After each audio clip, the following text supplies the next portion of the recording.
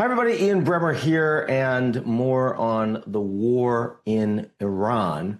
Couple pieces of big news today. One, a big resignation inside the Trump administration. Second, major assassinations inside the Iranian regime. Deal with both. First, Joe Kent. He's U.S. Director of National Counterterrorism. Public resignation. Quite a media event with a letter that is over the Iran war specifically. He's been a strong MAGA supporter, and not surprisingly, given where a lot of that ideology came from to begin with, hates wars of choice, doesn't want boots on the ground, which increasingly looks both likely and imminent. The complications, economic, human, that are coming on the back of all of that. I hear that from a lot of people that are worried about what the consequences of this war are going to be. He, in his letter, clearly blames Israel and the Israeli lobby for starting the war, for being behind the war. And it's clear, it's true, the United States and Israel went into this war together. Israel was pushing for it quite a bit, quite hard. But I don't accept the idea that Trump was somehow manipulated by a foreign country to make this decision. He made the decision.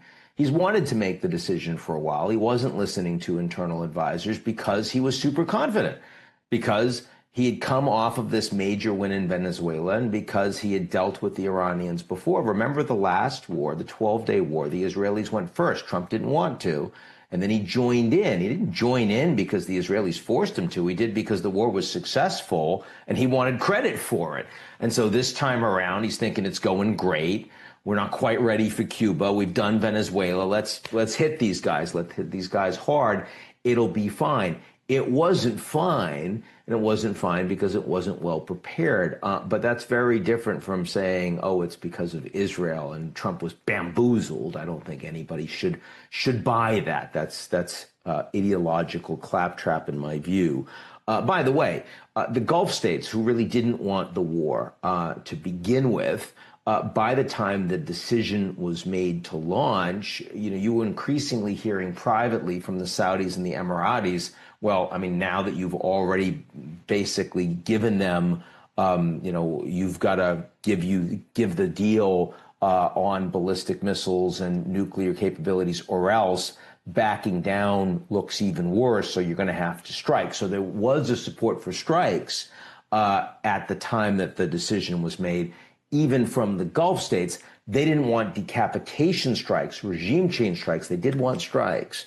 And now that we are 3 weeks into the war, most of the Gulf states are not saying finish this right now. They're actually saying you're going to have to do more to destroy the regime's capabilities, because otherwise, we're going to be vulnerable. You're leaving this wounded animal that's going to lash out. They're not going to lash out against you in the United States. It's going to be us that's taking the hit. So privately, I still hear Gulf leaders saying at this point that they actually want the war to continue. So nuance around all of that. Now, what's different this time?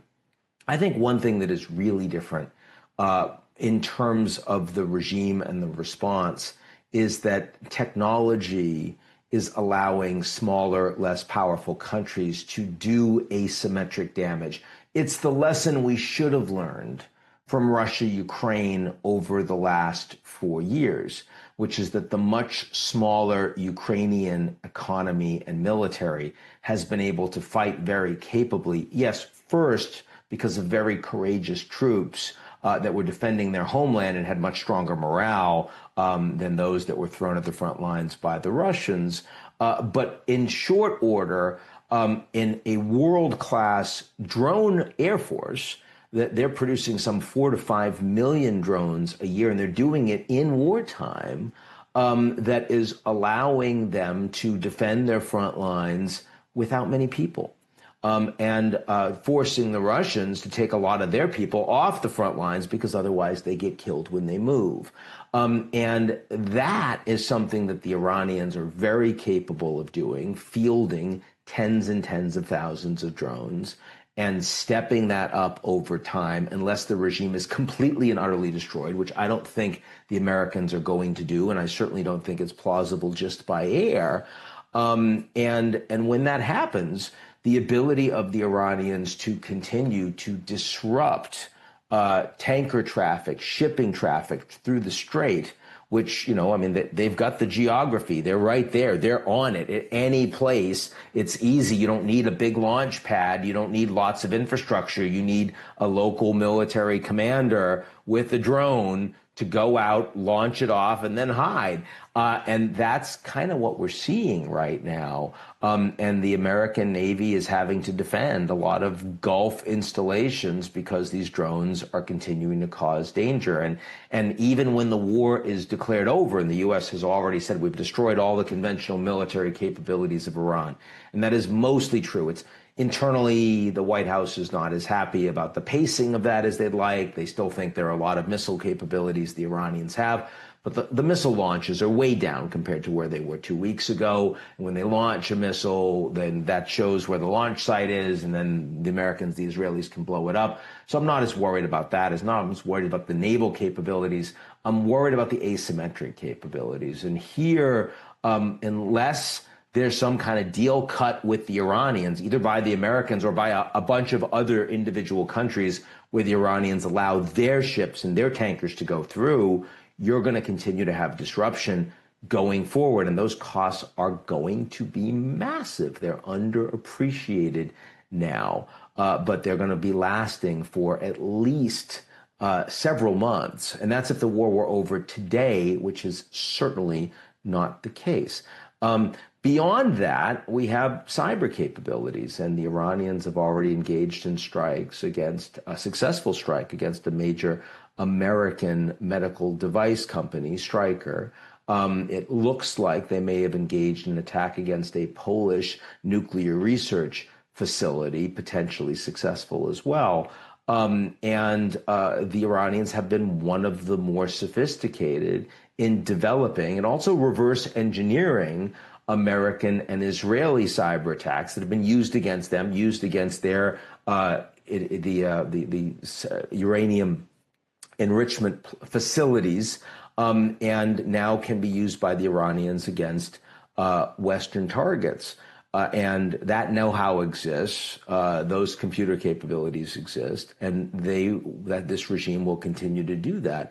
I worry that with AI developments and with agent developments, that in the hands of a regime that is hell-bent on attacking, disrupting, undermining the United States, Israel, and its economy, that is something that is going to not just have impact on misinformation, but also on the functioning of markets and on corporate targets and other places that they want to disrupt. So I don't think this regime is going to have a military capability that will matter much in the near term. They will try to rebuild it. It will continue to get destroyed as they do.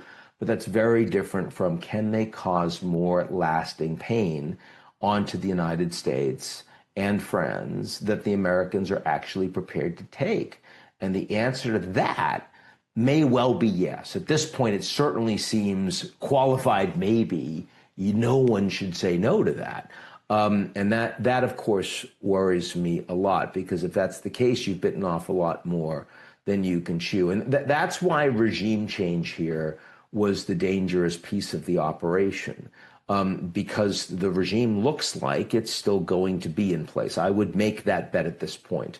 They don't have a history of success in terms of regime transition. Israel is still trying to target their leadership wherever they can find them. The fact that Ali Larijani was just killed in the past hours, he was functionally leading the day-to-day, the operational leader for Iran, not particularly ideological, much more of like an operations and execution guy. And on the latter, I guess I mean that literally, since he was in charge of so much of the repression that occurred in January against their own people.